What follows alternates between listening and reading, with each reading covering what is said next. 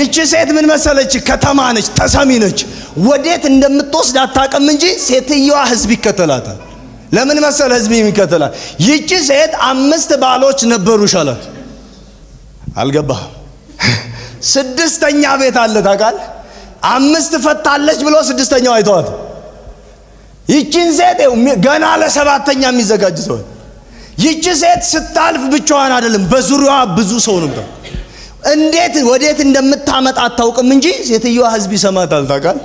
ለዚህ ነው ኢየሱስ ካገኛ በኋላ ከተማ ገብታ ጉዴን የነገረኝ ብላ የሰማርያን ህዝብ ገልብጣ መጣች። ስለዚህ ይቺ ሴት ከተማ ነች ብቻዋን።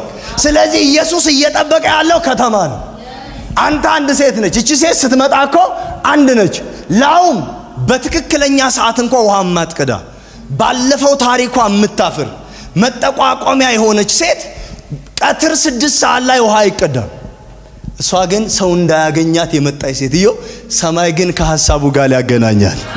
ሰማይ ግን ከአጀንዳው ጋር ያገናኛል። ሰማይ ግን ታሪኳን ሊቀይርላት አላውቅም። የሆነ ሰው ይሄ ይሆናል እስኪ ታሪኬን ይቀይረዋል በልስ። እስኪ ነገሬን ይቀይረዋል በልስ። አሁን በሰው ደረጃ አልኩ ሰላም አትባልም። ሰማይ ግን ጠበቃት ቁጭ ብሎ። ፕሮግራም ያለባት ሴት ናት። እምትገርም ኢቫንጀሊስት ናት ታውቃለህ? ሰማይ ሲያት ከተማ ነው የምታመጣው። ሰንበዲ ግን ለጉርብትና ይፈልጋት። ይቺ ሴት ግን እንዴት እንደምትሰካ ላይኑን ነው እንጂ ማታቀው፣ መንገዱን ነው እንጂ ማታቀው። ከተማ ስትገባ የሆነ ትውልድ ይከተላታል ዝም ብሎ። ያኔ ግን የተከተሏትን ሰዎች የምታረገው ወደዛ ክላስ ነው የምትወስዳቸው። በሽፋሽፍቷ ከተማ ስትሄድ ብዙ ጠቀሳ ነው የምታበዛው፣ አታውቅም።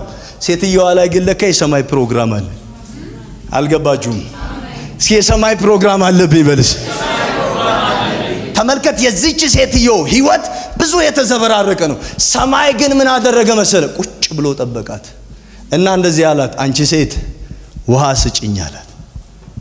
እሷ ደግሞ የአይሁድ ጎረምሳ መሰላትና እንደዚህ አለችው፣ አንተ አይሁዳዊ ስትሆን በመሰረቱ መገለጥ ይጨምራል።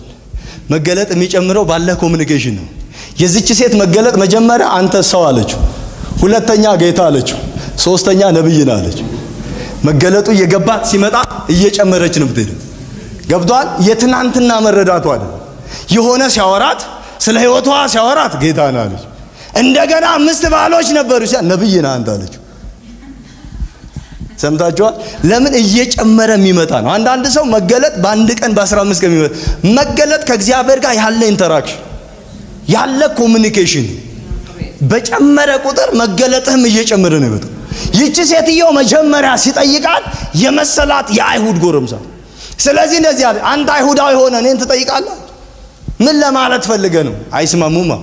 ብሔርተኞች ናቸው ዛሬ እንዳለው ጄኔሬሽን ማለት ነው። ተከፋፍሎ አይስማማም፣ አይተባበሩም።